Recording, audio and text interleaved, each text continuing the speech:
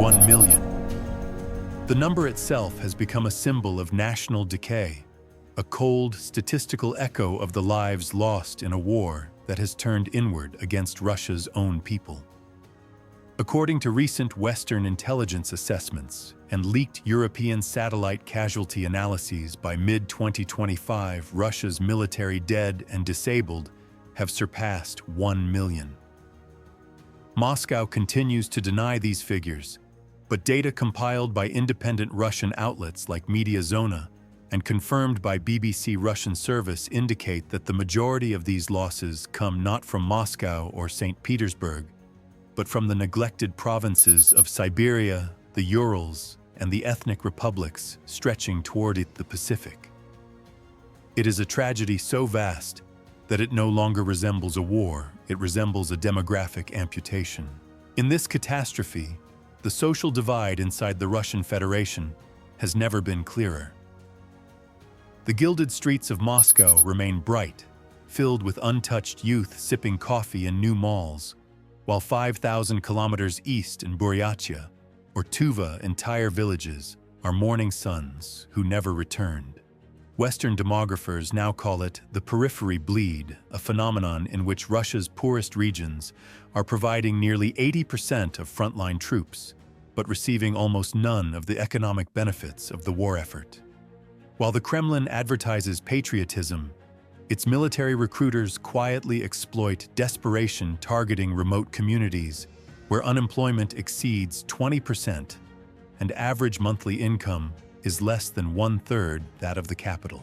The social perspective exposes this injustice with brutal clarity. Russia's internal empire is feeding on itself.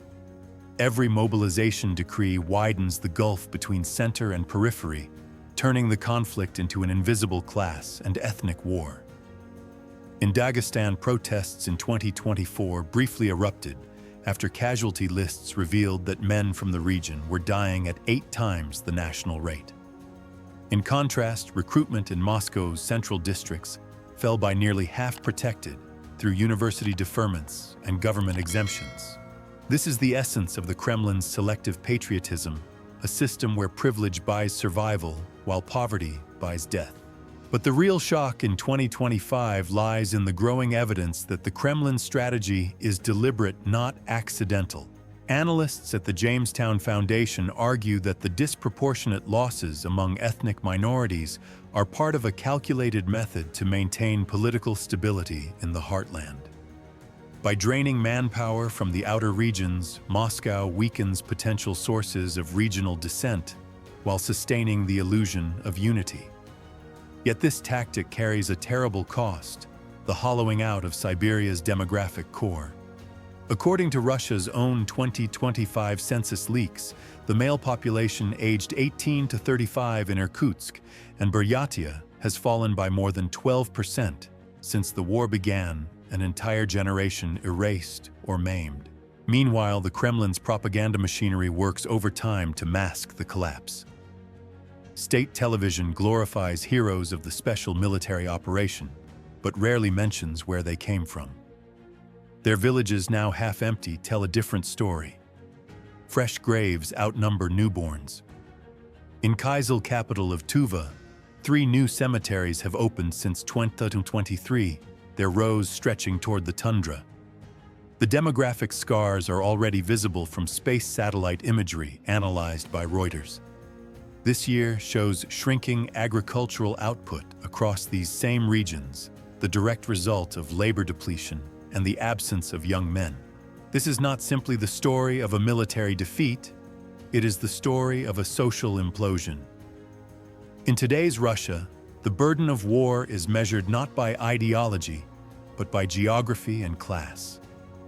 Moscow's elite still dine under chandeliers, while mothers in the Far East line up at morgues, clutching photos of their sons. The Kremlin's silence in the face of this suffering is perhaps the most appalling part of all. And yet, even amid this silence, a whisper is spreading through Siberia. The war is theirs, the blood is ours. It is a slogan born not from politics, but from exhaustion, an awakening realization that the empire's outer rim is bleeding to death to sustain the illusions of its center. It is this awakening that marks the beginning of something Moscow can neither predict nor control.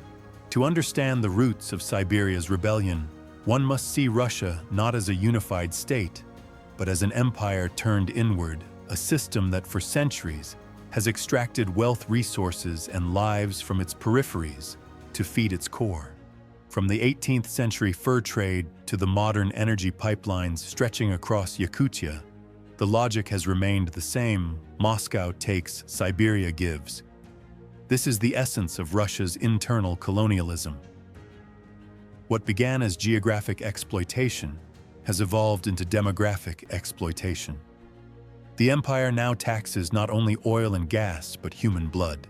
When Putin announced his so-called partial mobilization in 2022, it was anything but partial. Military recruiters skipped Moscow's cafes and St. Petersburg's universities, heading instead to Buryatia, Tuva, and the industrial outskirts of Irkutsk.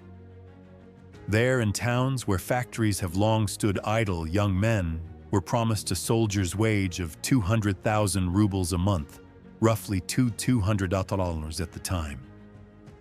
For most, it was the first real opportunity to earn above poverty level. For the Kremlin, it was a perfect transaction, desperation for loyalty. According to an internal defense ministry leak verified by Novaya Gazeta Europe in late 2024, 78% of all new contract soldiers came from Russia's poorest 20 regions. This imbalance reflects what social analysts now call Putin's human tax, a system where the state funds its geopolitical ambitions by consuming its own marginalized citizens. The social perspective renders this vividly: Russia's periphery is paying in flesh for the privilege of being ignored. The class divide has hardened into something approaching apartheid. In Moscow, luxury stores reopened by late 2024 after sanctions reroutes through Turkey and the UAE. In Chita or Kyzyl, mothers queue for rations of flour as local budgets collapse under mobilization costs. But exploitation is only one layer. The political perspective reveals how this exploitation is cracking the Kremlin's monopoly on control. Local governors, long considered obedient administrators, now face impossible contradictions. They must deliver men for the front while maintaining social calm at home. Reports from Meduza and The Insider describe backroom confrontations between Siberian officials and Moscow's emissaries over recruitment quotas. Some regional elites quietly stalled mobilization lists, fearing unrest. Others, like Buryatia's governor Alexei Tsaidanov, doubled down on loyalty, flooding state media with images of volunteers that independent journalists later confirmed were conscripts coerced under threat of job loss. These contradictions are political time bombs. They expose the fragility of Moscow's vertical power, a system that demands absolute obedience from regions now dying under its orders. Telegram channels once devoted to local gossip have transformed into lifelines for information, sharing lists of the dead and missing long before official announcements. Despite new cyber laws passed in February 2025, these digital networks continue to evade censorship through mirror channels hosted in Kazakhstan and Estonia. In the cracks of Russia's digital wall, truth still seeps through, and yet, even as awareness spreads, the Kremlin's exploitation grows bolder. In 2025, state media began glorifying the idea of Siberian fortitude, portraying ethnic soldiers as symbols of Russia's unity. But behind this nationalist propaganda lies a quiet purge. ethnic units like the Buryat 37th Motor Rifle Brigade have suffered attrition rates exceeding 60%, according to estimates cited by Defense News. Replacements arrive untrained, under-equipped, and uninsured. What began as patriotic mobilization has turned into organized disposability. The social and political lenses converge here. The empire is not simply extracting, it is eroding its own foundations. The imbalance between Moscow's prosperity and Siberia's loss is producing a sense of betrayal deeper than any ideological divide since the fall of the USSR. In Irkutsk, graffiti reading "Moscow Lives We Die" appeared on public buildings before being scrubbed by police. It reappeared days later, this time in Yakutsk. The message spread faster than any protest march could. For the first time in decades, Russia's internal empire is facing rebellion not from opposition leaders or foreign agents, but from the very people who once sustained it. The frontier has finally realized that it is being consumed by the center. This awakening may not yet be revolution, but it is the seed of one. As the war dragged into its fourth year, the consequences of this human taxation became visible across Siberia's vast frozen expanse. Villages once filled with life have fallen eerily silent. Schools in rural Irkutsk report entire grades with no male students left. Across Yakutia, small businesses shut down as their owners either died in Ukraine or fled to Mongolia to avoid the next mobilization wave. The state calls this temporary mobilization. Demographers call it irreversible collapse. The demographic perspective provides the clearest lens for understanding what is happening. Russia is not merely losing soldiers, it is losing its future. According to updated 2025 data from Rosstat, Siberia's birth rate has dropped by nearly 18% since 2021, while male mortality among working-age adults has surged to post-World War II levels. Western demographers at the Vienna Institute for Demography warn that if the exodus of skilled workers and the death toll continue, Siberia's population could shrink by 20% before 2035. This would make it the most rapid demographic contraction in the region's modern history.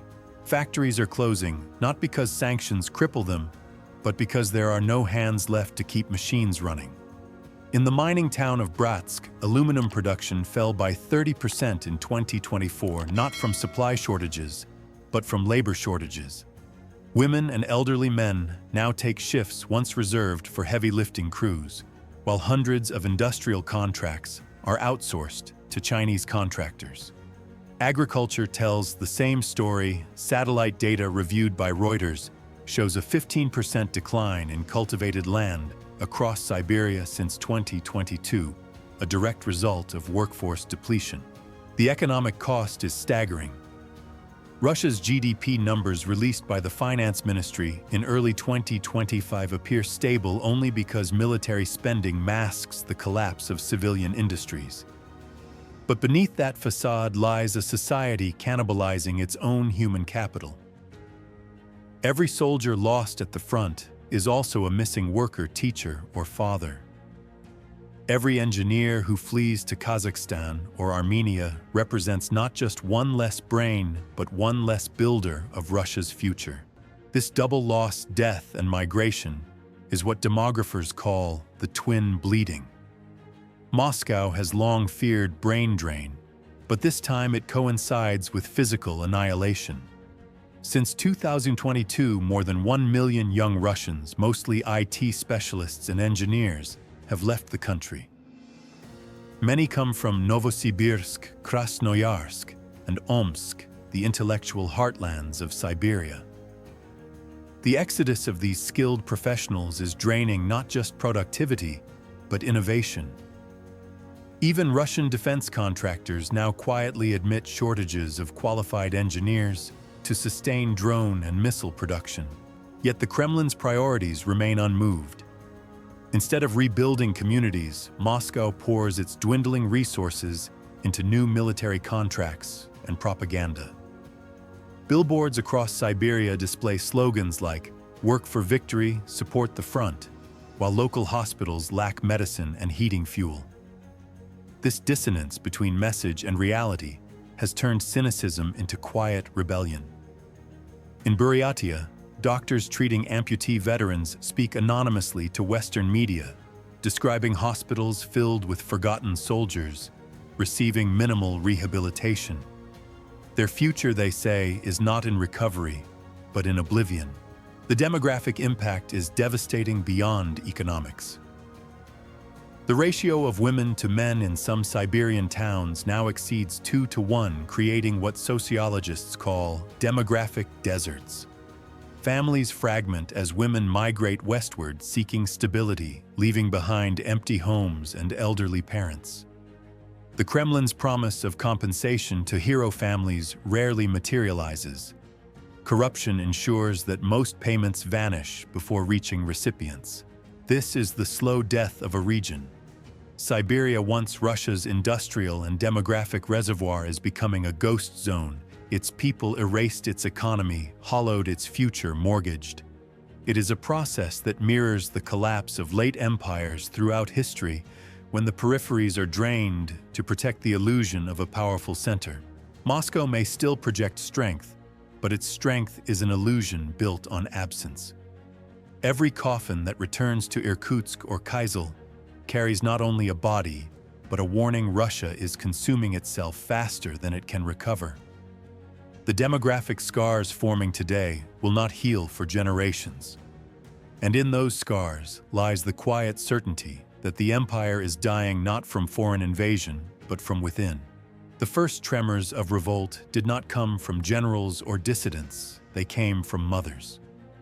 In the early months of 2024, a quiet movement began in the forgotten corners of Siberia, led by women who had lost husbands, sons, and brothers.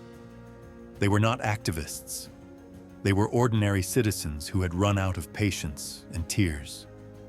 The soldiers' mothers of Buryatia, once a small telegram group sharing updates about missing conscripts, evolved into a moral force that the Kremlin could neither ignore nor easily suppress.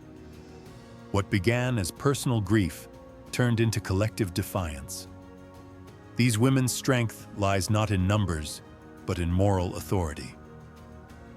In authoritarian regimes, power is calibrated through fear, but mothers who have lost their children have nothing left to fear.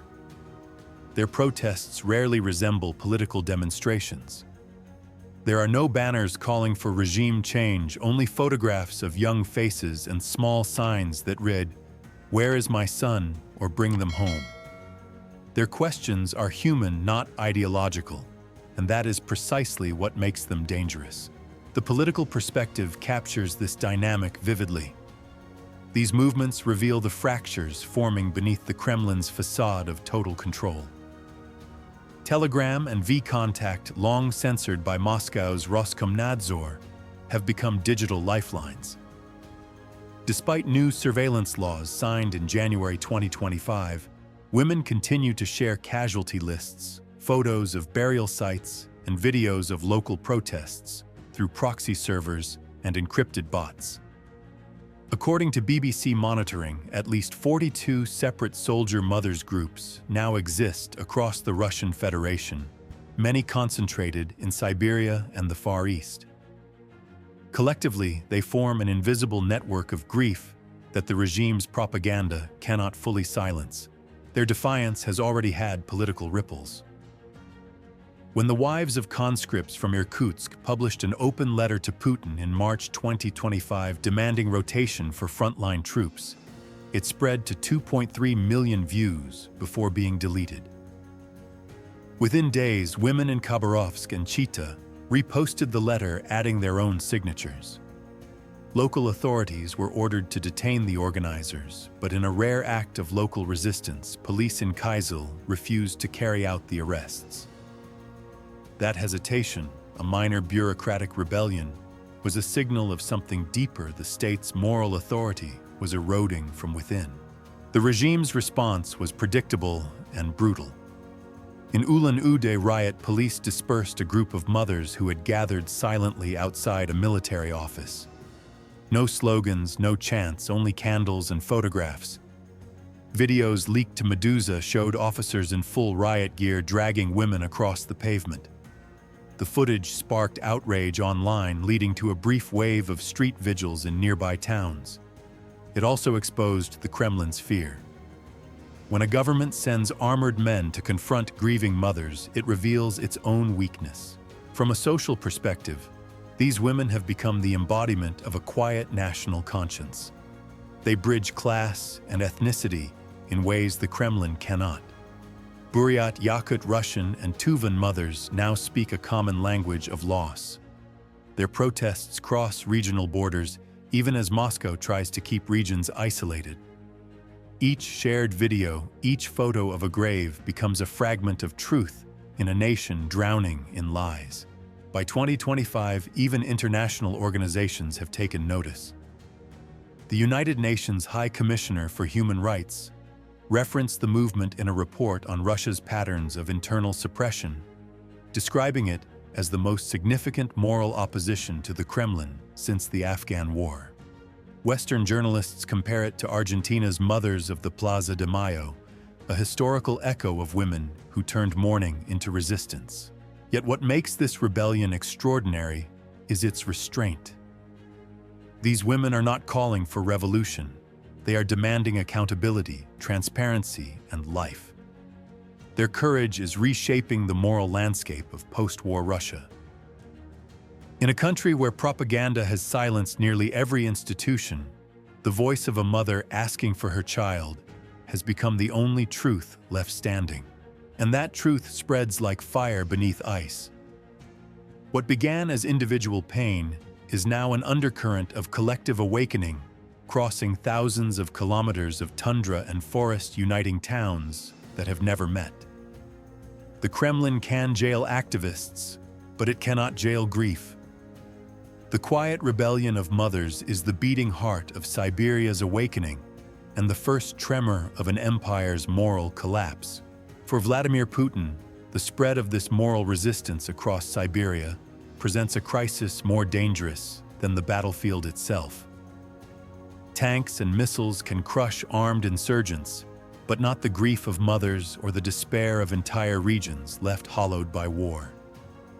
In 2025, as inflation soared to nearly 19% and Western sanctions deepened, the Kremlin turned to its most familiar tools: fear, propaganda, and bribery to contain the unrest.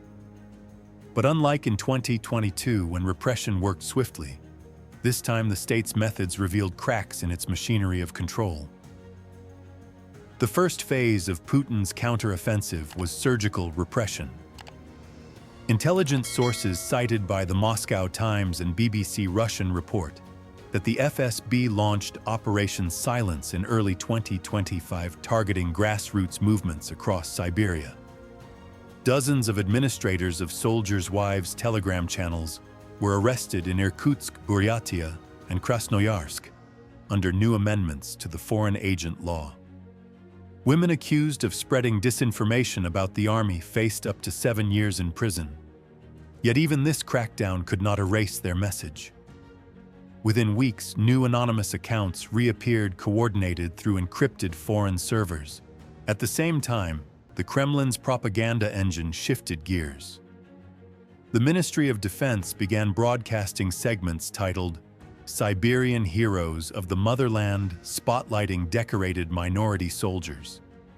State television aired stories of Yakut or Buryat fighters saving Russian comrades, narratives designed to drown out the grim reality of disproportionate deaths.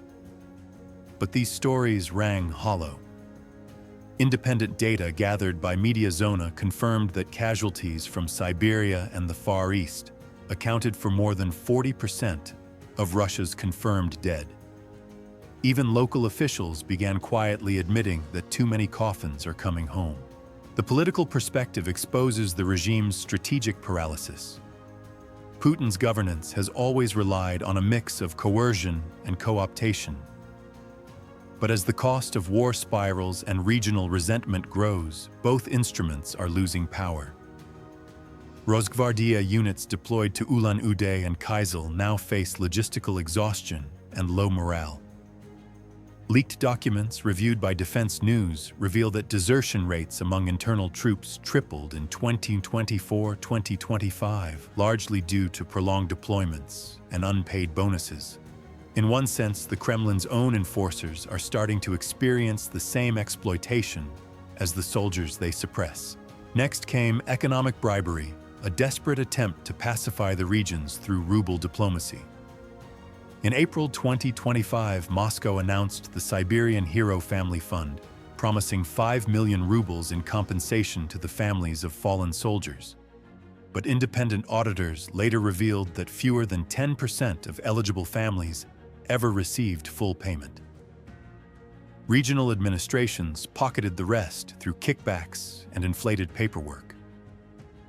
To patch budget holes, the Kremlin began printing money, fueling another inflation surge that wiped out any short-term gains. The ruble plunged to its lowest level since 2022, while food prices in rural Siberia doubled.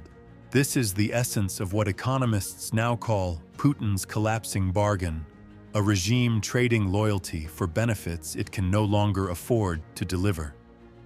And in 2025, that bargain is breaking apart. Teachers in Irkutsk have gone months without pay. Miners in Yakutsk stage maintenance strikes, halting production under the pretext of equipment repair. Officially, none of this is protest, but unofficially, it is rebellion through paralysis. Meanwhile, the global context adds pressure. With Donald Trump's White House prioritizing strategic containment over negotiation, Western sanctions remain locked in place.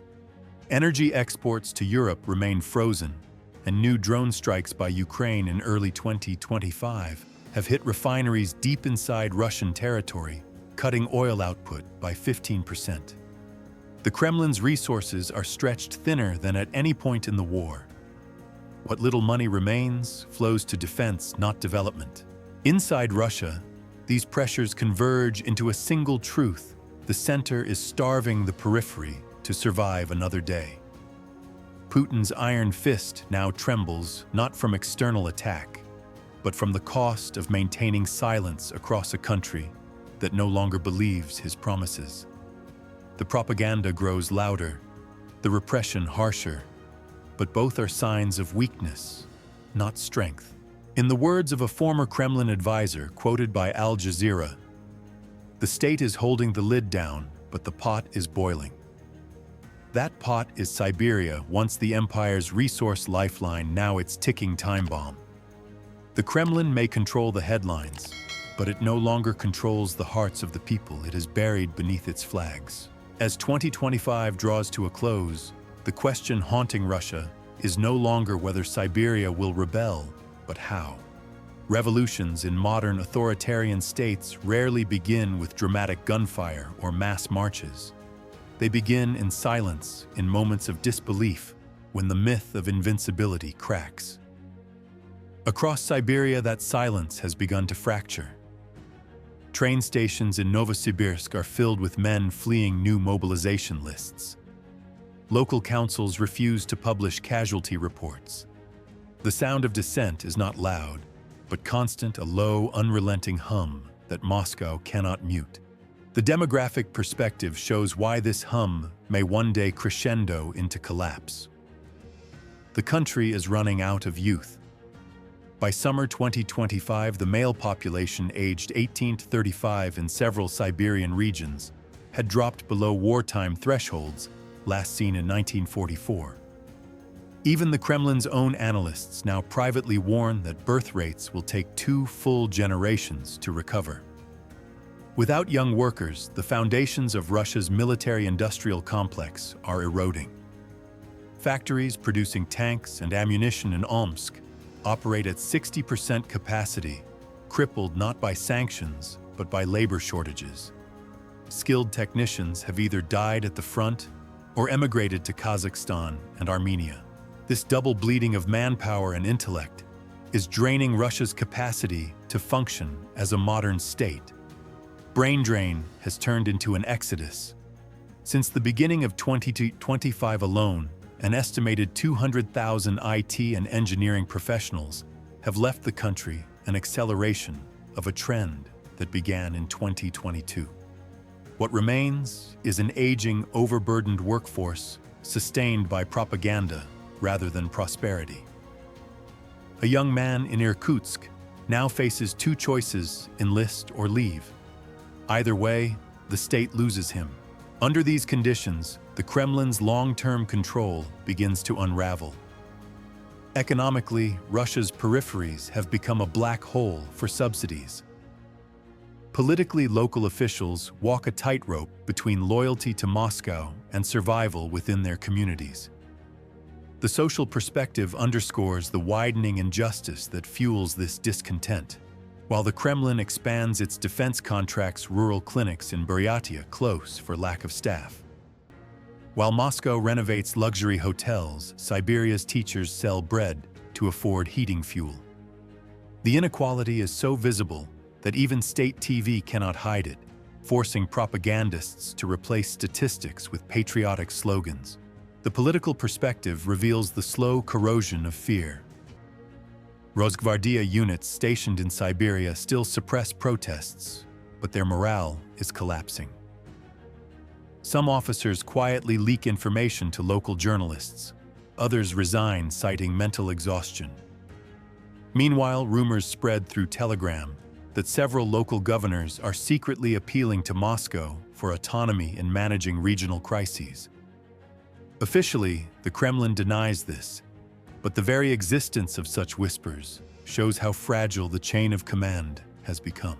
What emerges is not a dramatic revolution, but a creeping paralysis, the anatomy of a state slowly imploding from within. The empire still stands, but its weight rests on hollow ground. The loyalty of regions like Siberia, once enforced by economic dependency, is now eroding under the pressure of betrayal. People who once identified as Russians now call themselves Buryat Tuvan, or Yakut First. That subtle shift in identity may prove more revolutionary than any armed uprising. Internationally, Moscow's allies are watching uneasily. China grows wary of instability near its border. Kazakhstan increases border patrols to manage refugee flows. Even Washington, under President Trump's pragmatic restraint policy, sees a new geopolitical risk: a fragmented Russia, where nuclear weapons and ethnic resentment coexist. Western analysts warn that if Siberia's population decline continues unchecked, it could create a vast, underpopulated vacuum stretching from Lake Baikal to the Pacific, an ungoverned space with global consequences. And yet, within Russia, few dare speak these truths aloud. Officially, Putin remains unchallenged. Unofficially, his regime is surviving on inertia, suppressing symptoms, while the disease spreads. The Kremlin may still command its soldiers, but it no longer commands belief. The story of Siberia's awakening is not yet a revolution, but it is a prophecy.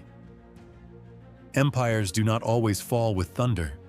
Sometimes they dissolve like ice, silently cracking, until one day the surface gives way. What began as a war of conquest has become a war of attrition against geography, against truth, against time itself. As coffins continue to return from the front and villages fade into ghost towns, one question lingers across the taiga. How long can a state survive when it devours the very people who sustain it? The answer, whispered in every Siberian town, grows clearer with each passing winter: not forever. The war that began as Vladimir Putin's campaign of conquest has turned into Russia's internal collapse. Siberia, once the empire's resource heart, now bears the unbearable cost, drained of men, abandoned by the state, and haunted by grief. Through social, political, and demographic lenses, the crisis reveals a nation devouring itself. The poor and ethnic minorities of Buryatia, Tuva, and Dagestan have paid the highest price, while the privileged heart of Moscow remains untouched. Mothers' movements born of mourning have become Russia's only moral opposition exposing cracks in the Kremlin's once absolute control. Yet repression and propaganda cannot hide the demographic implosion now underway. Vanishing workers, mass migration, and a collapsing birth rate threaten Russia's future more than any foreign enemy. As 2025 unfolds under mounting sanctions and economic decay, Siberia's discontent deepens into silent rebellion. The empire still stands, but its core is hollow, its loyalty bought with promises that can no longer be paid. History may not record a sudden revolution, but it will remember how Russia, blinded by its own imperial ambition, turned its war inward and bled itself